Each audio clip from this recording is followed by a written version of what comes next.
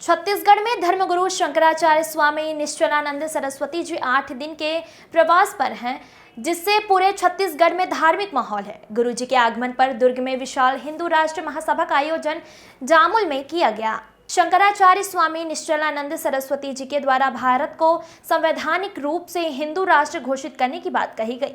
इस आम सभा में प्रदेश से हजारों की संख्या में लोगों ने हिस्सा लिया और स्वामी जी से दीक्षा लेकर प्रण लिया कि भारत को हिंदू राष्ट्र घोषित करना है। जामुल के बाद दुर्ग के अग्रसेन भवन में विशाल हिंदू राष्ट्र महासभा का आयोजन किया गया, जिसमें धर्म प्रेमियों ने हिस्सा लिया। साथ ही काफी लोगों ने गुरुजी से दीक्षा भी ली। गुरुजी ने आयोजन को लेकर कहा कि प्रत्येक प्राणी को सदैव अपने धर्म की रक्षा करना चाहिए। वहीं आयोजन के संबंध में ईश्वर उपाध्याय ने बताया कि आयोजन से हमारे सनातनी धर्म को अलग पहचान मिलेगी। दीपमाला सिन्हा की रिपोर्ट। विशाल हिंदू राष्ट्र धर्म सभा का जो ये आयोजन है, पूज्यपाद गुरुदेव भगवान का मंगलमय आगमन छत्तीसगढ़ प्रवास पर हुआ है। यहाँ पर भारत को, जो भारत की ऐतिहासिक सांस्कृतिक पहचान सनातनी पहचान है, जो हमारी सनातनी संस्कृति है, सभी को समग्र को समेट लेने की, सबको अपने अंदर समाहित कर लेने की, इसी विचार को, इसी जो पुरातन हमारी संस्कृति है उसको आत्मसात करते हुए भारत को संवैधानिक तौर पर हिंदू राष्ट्र घोषित करने का जो संकल्प पूज्य गुरुदेव भगवान का है, उसको ध्यान में रखते हुए विशाल हिंदू राष्ट्र धर्म सभा का आयोजन किया गया है। कितने दिन की थी ये सभा? कितने लोग यहाँ पर अभी गुरु जी से दीक्षा लेने के लिए आ रहे हैं? ये गुरु जी का प्रवास छत्तीसगढ़ में 8 दिन का था। पहले मूरा में हुआ और जिसके पश्चात जामुल और अब दुर्ग में। ये इस आयोजन में पूरे प्रदेश के बड़ी संख्या में लोग सम्मिलित हुए। मूरा से लेकर यहाँ तक कि अगर हम कहें तो लाखों से अधिक लोग इसमें सम्मिलित हुए और यह संकल्प लिए कि भारत को हिंदू राष्ट्र घोषित करना है। कितना असर पड़ेगा जब भारत की जनता पर इस सभा का? सनातन संस्कृति में शंकराचार्य जी को भगवान का दर्जा दिया गया है और भगवान के आगमन से सब कुछ मंगलमय हो जाता है। तो जितने भी सनातनी हैं और सनातनियों के साथ साथ भी जो सनातन को नहीं मानते, उनका भी मंगल होगा इनके आगमन से, ऐसा मैं मानता हूँ। मेरा नाम ईश्वर उपाध्याय। मैं हिमांशु शुक्ला, आदित्यवाणी, जिला दुर्ग से। हमने अपना पूरा क्षमता के अनुरूप ये 3 दिवसीय कार्यक्रम को सफल बनाने में पूरी पुरजोर कोशिश की और सभी समुदाय का, सभी समाजों का, विशेषकर अग्रवाल समाज का और हमारे सभी व्यापारी वर्ग एवं जितने भी संगठन हैं, सभी का सकारात्मक सहयोग रहा।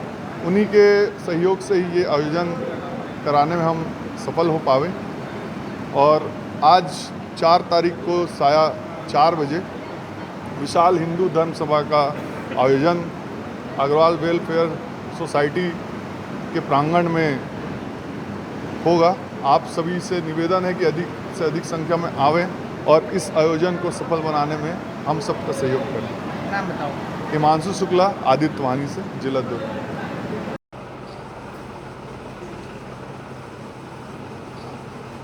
अन्यों के हित का ध्यान रखते हुए अपने अस्तित्व आदर्श की रक्षा के लिए प्रयत्न करना चाहिए। मठ मंदिरों को शिक्षा, रक्षा, संस्कृति, सेवा का केंद्र बनाना चाहिए। अपना जीवन ऐसा हो कि सुसंस्कृत, सुशिक्षित, सुरक्षित, संपन्न, सेवापरायण, स्वस्थ, सभी तक व्यक्ति और समाज की संरचना में इसका उपयोग और विनियोग हो। कि भारत हिंदू राष्ट्र बनने जा रहा है, बताइए। 2.5 वर्ष पहले मैंने कहा था, उसकी लहर पूरे विश्व में चल रही है। 204 देश हैं विश्व में। भारतीय संविधान के अनुसार तो भारत को हिंदू राष्ट्र घोषित करना संभव नहीं है, लेकिन भारतीय संविधान की 25वीं धारा के अनुसार जैन, बौद्ध, सिखों को भी हिंदू घोषित किया गया। अगर जैन, बौद्ध, सिख आरक्षण के व्यामोह में न पड़ते तो जनसंख्या की दृष्टि से विश्व में हिंदुओं का स्थान दूसरे नंबर पर होता है और दर्शन, विज्ञान, व्यवहार में सामंजस्य साधने की जो क्षमता है, उसके बल पर हिंदू प्रथम स्थान पर होते।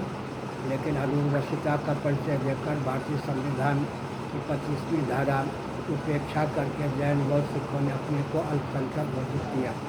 फिर भी मैं संकेत करता हूँ, सनातन वेदांत शास्त्र संबंध जो सिद्धांत हैं, इस रॉकेट, कंप्यूटर, एटम, मोबाइल युग में भी दर्शन, विज्ञान, व्यवहार तीनों दृष्टियों से बहुत महत्वपूर्ण हैं। सनातन धर्मियों का भोजन, वस्त्र, आवास, शिक्षा, स्वास्थ्य, यातायात, उत्सव, त्यौहार, रक्षा, सेवा, न्याय, विवाह का विज्ञान सर्वोत्कृष्ट है। इसलिए पूरा विश्व सनातन सिद्धांत को मानने के लिए तत्पर और वाजिबी होगा अगर हम दर्शन, विज्ञान, व्यवहार में सामंजस्य साथ कर लिखते रहे, बोलते रहे तो। क्योंकि दर्शन का सिद्धांत है तत्व पक्षपात को ही स्वभाव हो दिया। जीव और जीव की बुद्धि का स्वभाव है तत्व का, वस्तु स्थिति का, सत्य का पक्ष रखना। जिले में लगातार धर्मांतरण की बातें लगातार सामने आ रही। कल भी धर्मांतरण को लेकर बहुत बड़ा बवाल हुआ था चर्च में। आपने सनातनी को लेकर के कहा था कि सनातनी को जो है तलवार और धनुष चलाना सीखना चाहिए। ऐसा है कि पहले तो एक हिंदू परिवार से 1 रुपया 1 घंटा आस्थापूर्वक निकले, असंभव तो नहीं है। उस रुपये का समय का उपयोग उस क्षेत्र को स्वावलंबी, सुसंस्कृत, सुरक्षित करने में हो। हिंदू केवल पेट और परिवार तक सीमित रहेंगे तो होगा ही। दूसरी बात है कि मैंने कल भी कहा होगा, तालिबान के शासन में 4 क्रिश्चियन मुसलमानों को क्रिश्चियन बनाने आए, तालिबान ने फांसी की सज़ा सुना दी। शासन तंत्र की दूरदर्शिता के कारण ही ऐसा होता है। छत्तीसगढ़ है क्या? एक ऐसे यहाँ पर मुख्यमंत्री हुए जो हिंदुओं को क्रिश्चियनों की ओर धकेल रहे थे। एक ऐसे मुख्यमंत्री हुए जो बाहर से मुसलमानों को ला कर हिंदुओं की जनसंख्या को कम करना चाहते थे। नेता ही सत्ता, लोलुपता, दूरदर्शिता के कारण घातक हो जाते हैं। जिन पर विश्वास किया जाता है वो नेता ही अपनी अदूरदर्शिता का परिचय दे करके समाज के लिए एक बहुत विकट परिस्थिति उत्पन्न कर देते हैं।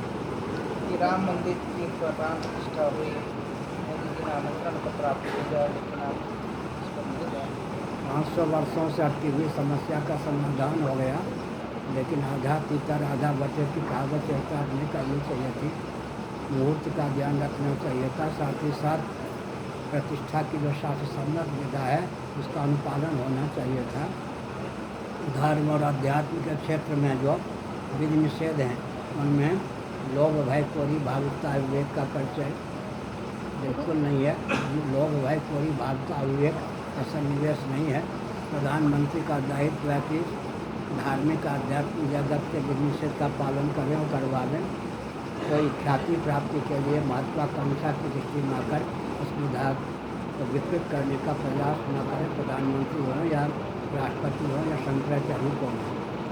गुरुजी, जो ज़्यादा भगवान की पूजा करता है, जो ज़्यादा गुरुओं के शरण में रहता, कष्ट ज़्यादा वही पाता है। एक विचित्र बात है, श्रीमद् भागवत में भगवान का वचन है।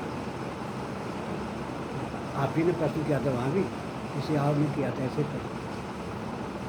जिस पर मैं अनुग्रह करता हूँ पहले धन हरण कर लेता हूँ। भागवत भगवान का वचन है, फिर भी नहीं चेतता है, कला उत्पन्न कर देता हूँ परिवार को। फिर भी नहीं चेतता है तो शरीर में ऐसा रोग दे देता हूँ, भजन के समय स्वास्थ्य ठीक रहता है, भोग के समय बिगड़ जाता है। तो जो जिसको भगवान जल्दी अपनाना चाहते हैं वैराग्य की घाटी उससे तय करवा देते हैं, एक ही है। दूसरी बात है कि अपनी अभिरुचि और अधिकार की सीमा में अगर व्यक्ति साधन का, भजन का बल ले तो उत्कर्ष ही होता, अपकर्ष नहीं होता। लौकिक उत्कर्ष भी होता है, पारलौकिक उत्कर्ष भी होता है, परमात्मा की मार्ग प्राप्ति का मार्ग भी प्रशस्त होता है।